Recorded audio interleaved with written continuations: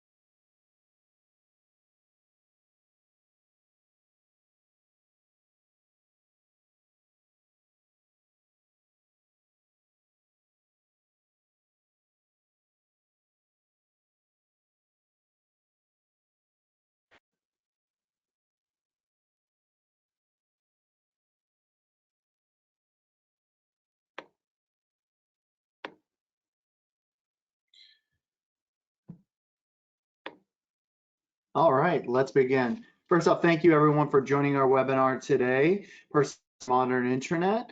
I am Michael Scott. I will be your moderator presenter today.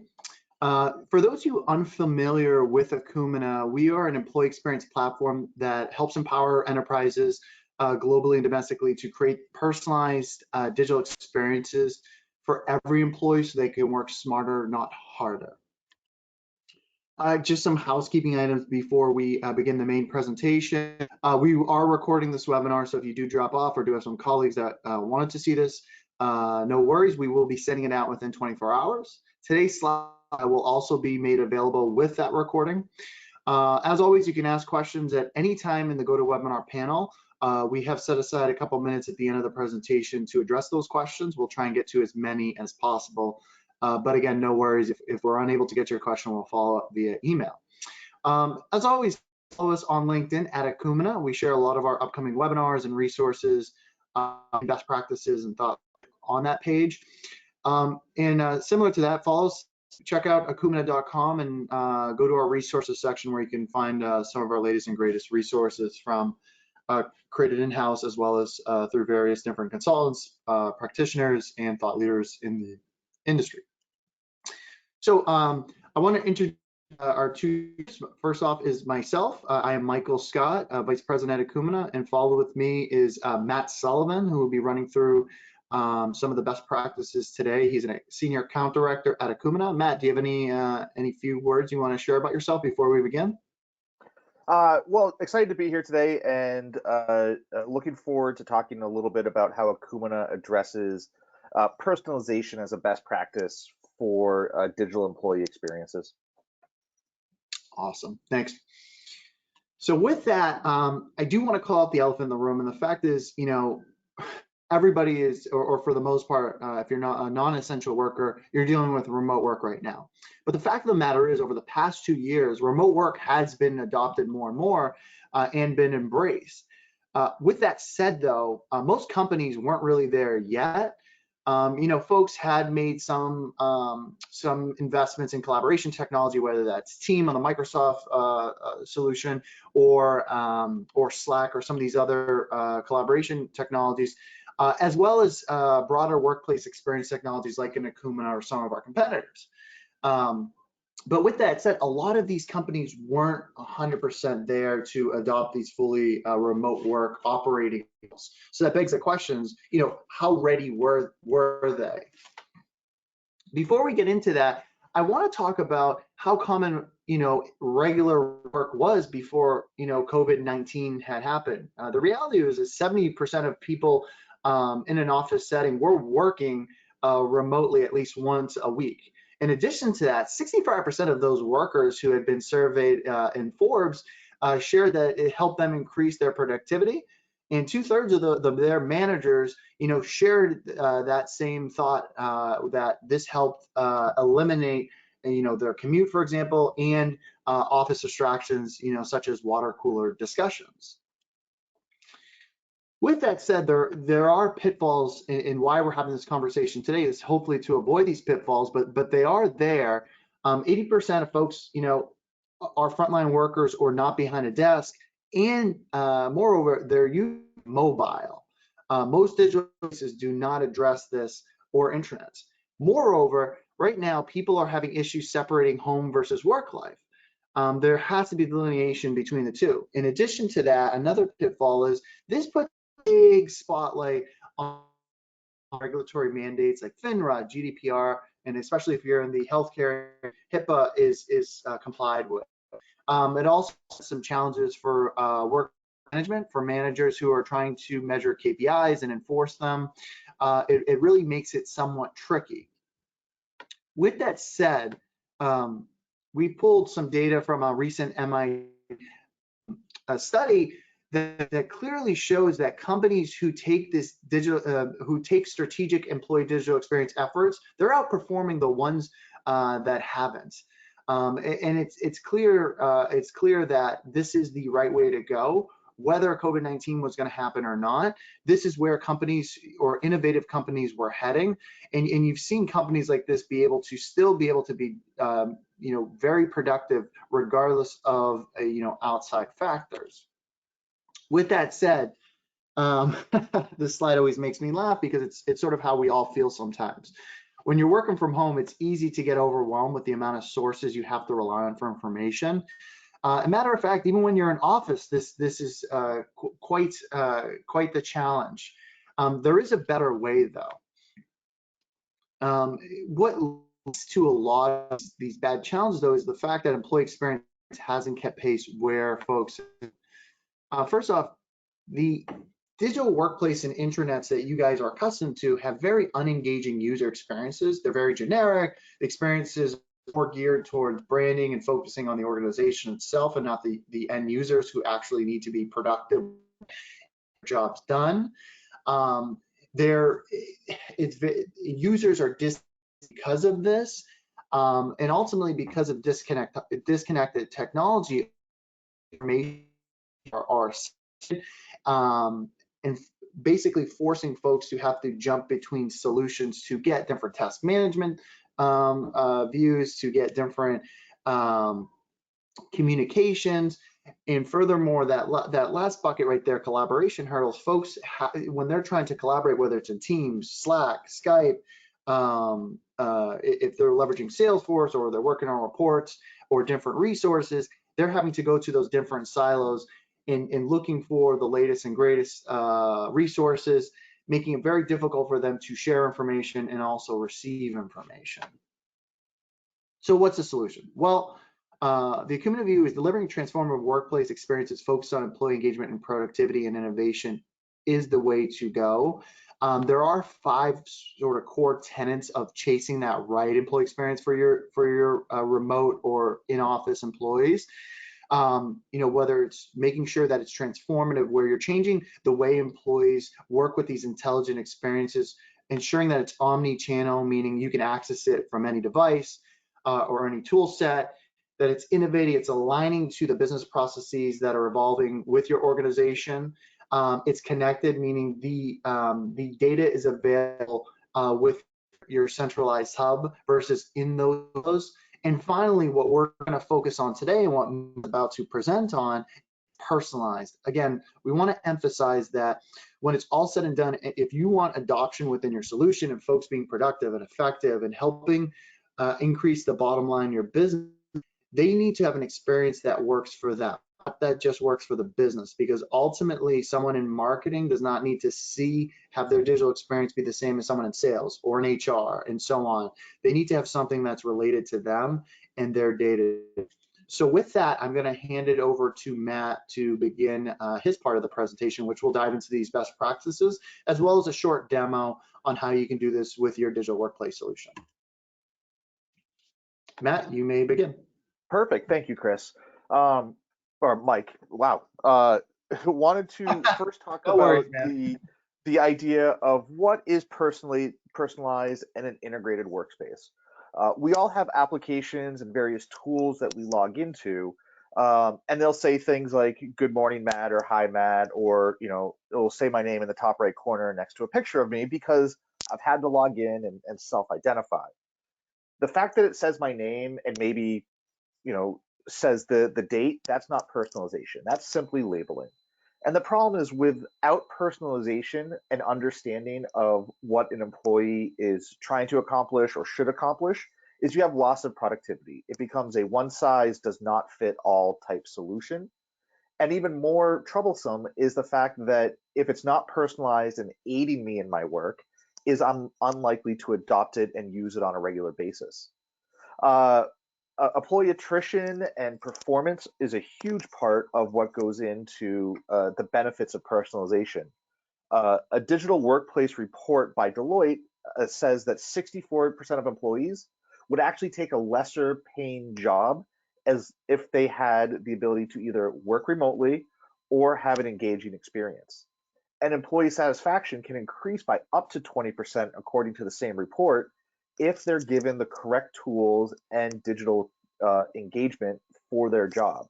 Those two numbers combined are a huge factor of what goes into good employee experience and personalization. Now, a personalized experience will be a single pane of glass presentation of the things that are important to the employee, important to the organization for the employee to see, and give them the ability to be more productive and engaged in their workday. The noise will be lessened. So instead of a constantly filling inbox where messages and updates and notifications get mixed in with other important messaging, is now about a single spot that helps the employee identify what needs their attention. And there'll be that idea of push pull, and I'll probably say that phrase a few times over the next few slides and the presentation, to the idea that the organization and the employer can push to the employee, but then also that the employee can choose to pull the content that they need. Mike, I'm not sure what happened there. I think you changed your slide. Perfect. Can you go to the next one, please? Perfect. So the four best practices that we'll be talking about today for personalization is, first of all, how to set governance.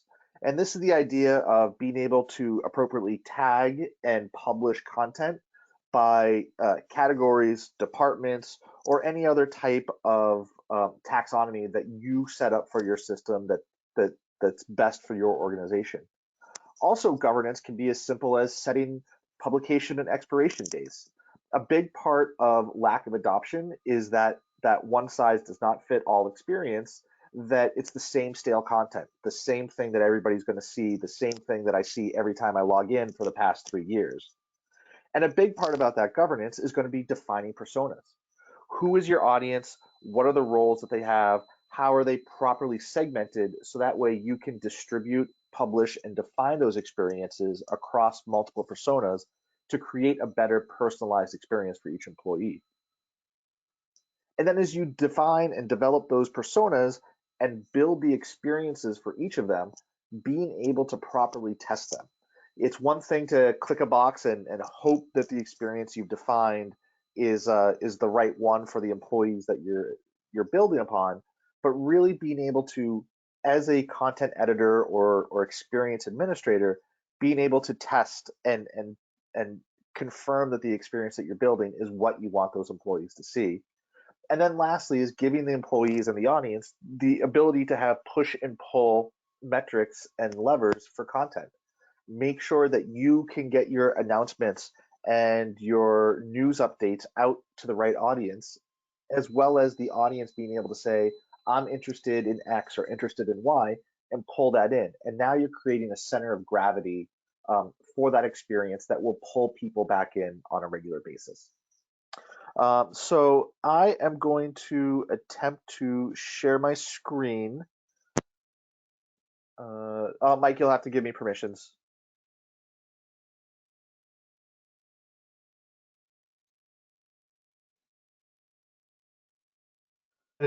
And over the delay. Yep, I'll give it a second or two before I jump in there. So what I'm showing now is what we call our Hive site. This is a presentation, a demo site that we at Akumina use when we're talking to prospective clients. And it's logged in as me. That's my beautiful face on the right-hand side. And I just want to show out that, yes, there's personalization here. It understands where I am. I'm outside of our Boston office, where I sit within the sales organization, and things of that nature. Now, what's interesting here is the idea that, and I'm just going to refresh the page real quick, make sure I have it up to date, is what's happening here is that I'm getting content presented to me in this main banner header area that's relevant to me as the employee.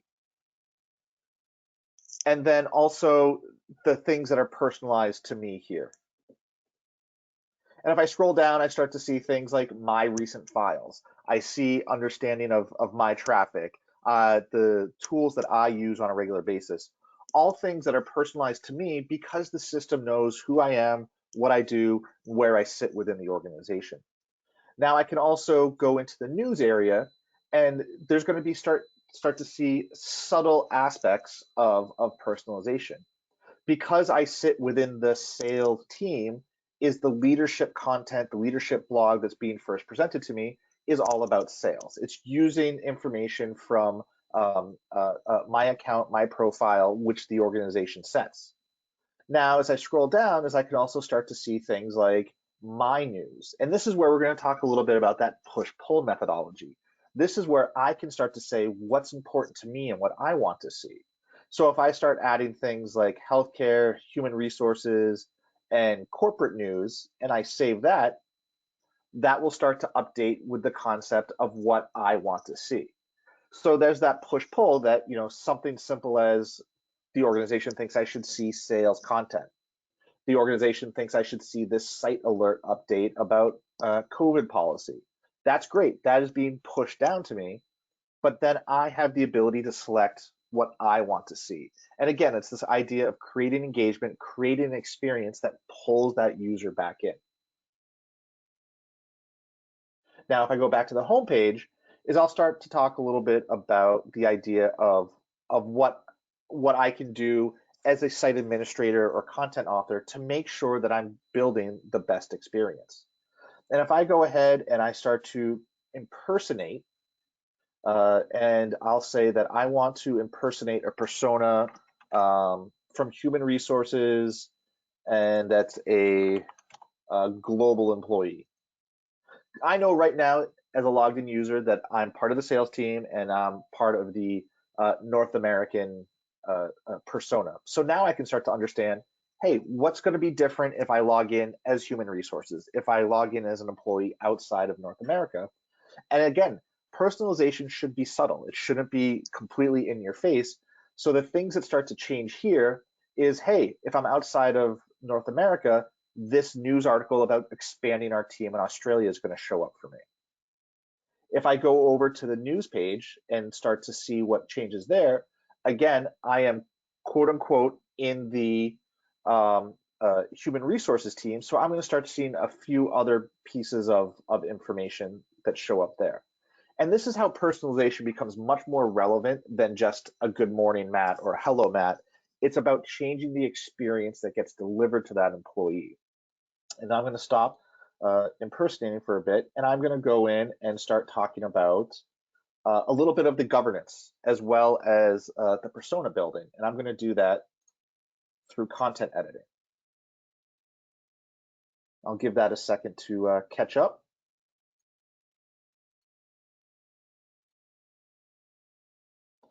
And as I jump into the content management aspects of Akumina to show things like tagging or persona matching, it'll take me into the back end.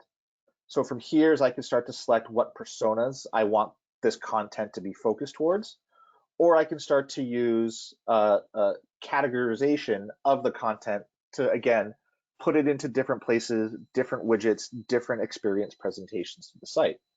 And it could be as simple as saying, I want this article to not only be sales, but to also be human resources. Very easy, very intuitive, very web-based. Another aspect of governance is publication and expiration of the content. Again, this idea that content shouldn't be the same for everybody and the same experience and the same content every time you log in.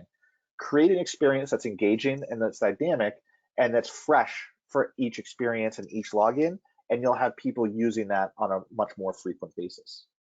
And from there, I could just save and publish and it would update. But also, I want to talk about what goes into defining these personas. Again, I'm logging into the Akumina experience, the employee experience platform. And here I have a number of personas that are already built out for this system. And very simply, it could be human resources, it could be marketing, and I'm using facets of data that are coming from the underlying systems that power Akumina. But if I want to create a, we'll call it Boston marketing persona, it's very easy. So yes, the account is going to be enabled. I'm going to have the city equal to Boston, and I want the department equal to marketing. This is a very simple way for me to start creating segments of an audience that I can target to directly. And what's great is you can be very dynamic and inclusive of how many personas that there are. I did it very selective in this case, saying I want to create a specific Boston marketing persona. I could have done, I want a marketing persona and a Boston persona. And if I match those criteria upon login, then I would get all the experiences and all the content that match both of them. It's not a mutually exclusive. And these are some of the tools that we believe go into helping to create a personalized experience for the employees through the digital workplace. So I've touched on those 4 pillars of governance, push-pull methodology, personas, and testing. Mike, I'll turn it back over to you now. I know that you have a few case studies that you want to run through. Thank you, Matt.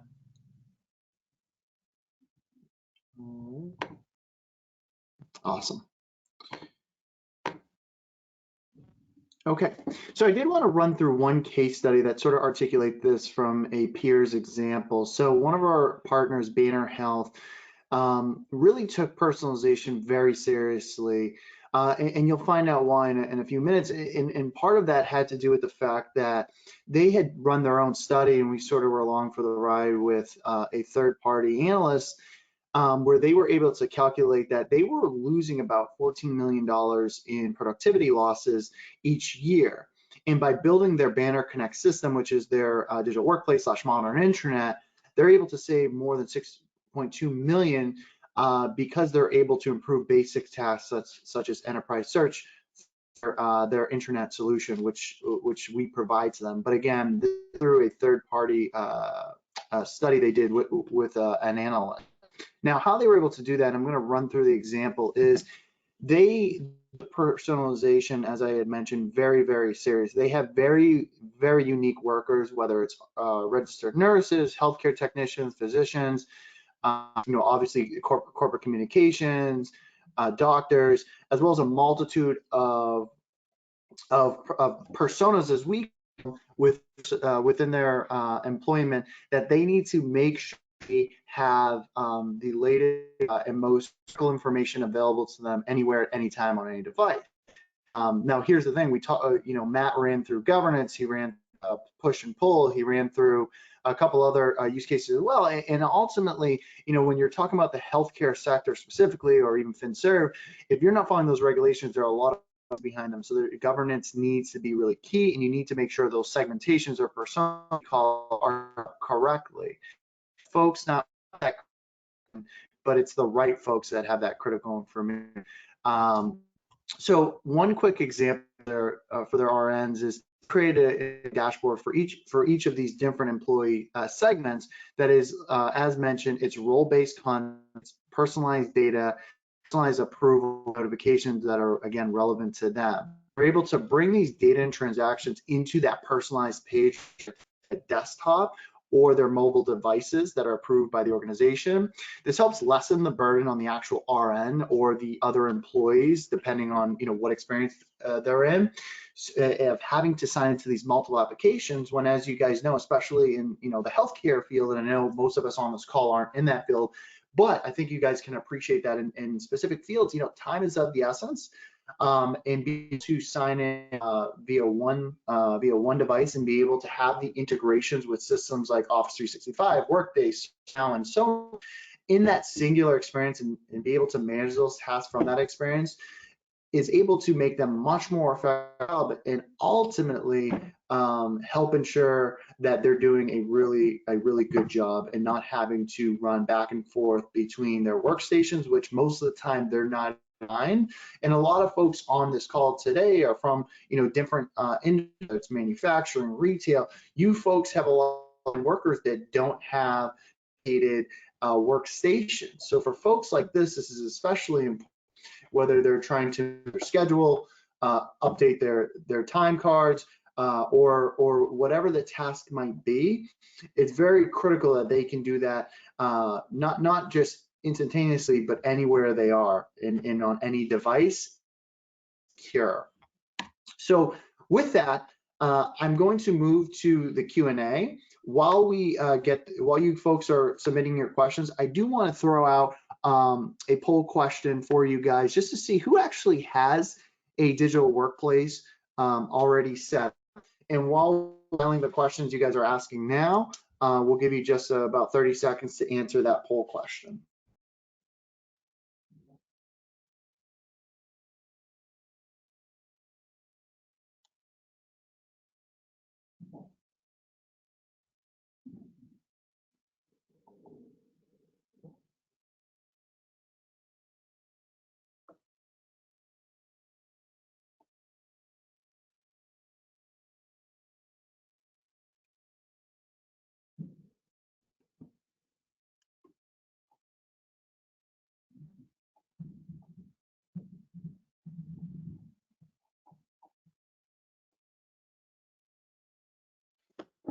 Okay. And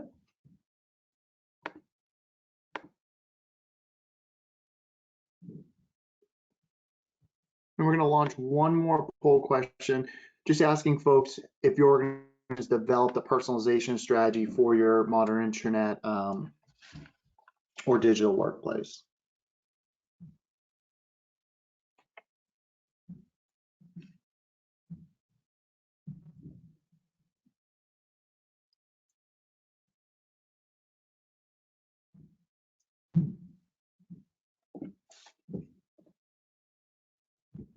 Give that about 10 more seconds and then we'll get started with the Q&A. And again, for those of you who are unfamiliar with GoToWebinar, you can submit your questions in the Q&A section in the GoToWebinar panel on your screen. Just go to the questions drop down. Make sure you submit your questions to all panelists so Matt and I can see them. All right, so let's jump into this. So Matt, first question. How many of these personalized experiences can Acumanet actually create using the persona builder? It's unlimited in that aspect. The number of personas that can be created are unlimited, and then the individual experiences. And I'll say that the experiences can be created at a personalized level at the whole experience level, so the page level, even down to the individual widget or content level as well. So there's a lot of levers to create a personalized experience. I will say that the best use cases is they start small. They might have something like office worker versus frontline worker as that audience segment, but then as you understand how your employees and your audiences are using the modern intranet, is then you can build and refine from there. Awesome. We actually got a couple questions around this, so I'm going to try and summarize them. So I know Josh, you in the audience, as well as Aubrey have asked this. So I'm going to try and summarize them both. But Matt, how does Acumanet help with data security? Does it, and there's a follow-up question from Aubrey, does it store these third-party systems data? I guess they're asking, how does that work? That's a great question, and it's one that we receive on a frequent basis. And the easy answer is that Akumina does not store any data and does not create any additional security issues. We sit on top of the data providers, whether that is the Microsoft 365 environment or non-Microsoft tools that you have in place, and we integrate with them through any means of API or data access. But we serve as a pane of glass, bringing all those different data points into a single experience, and we don't store any data in that piece. So all your pre-approved and existing systems simply serve up the data to that experience. Awesome. Well, with that said, I know we have a couple other questions. We are at the top of the half-hour mark. So I want to thank everyone for joining us today. We really appreciate you spending this time with us. We hope that this webinar was somewhat educational for you guys, and you have some key takeaways. A lot of what we showed to you is available out of the box with Akumina. However, if you do have SharePoint, we're happy to share some additional best practices that you can implement. Feel free to contact us if you do have those questions. Like I said, the webinar will be available within 24 hours along with the slides, so keep an eye out for that. And again, thank you to Matt for participating in this webinar today, and have a great day, everyone. Thank you. Bye.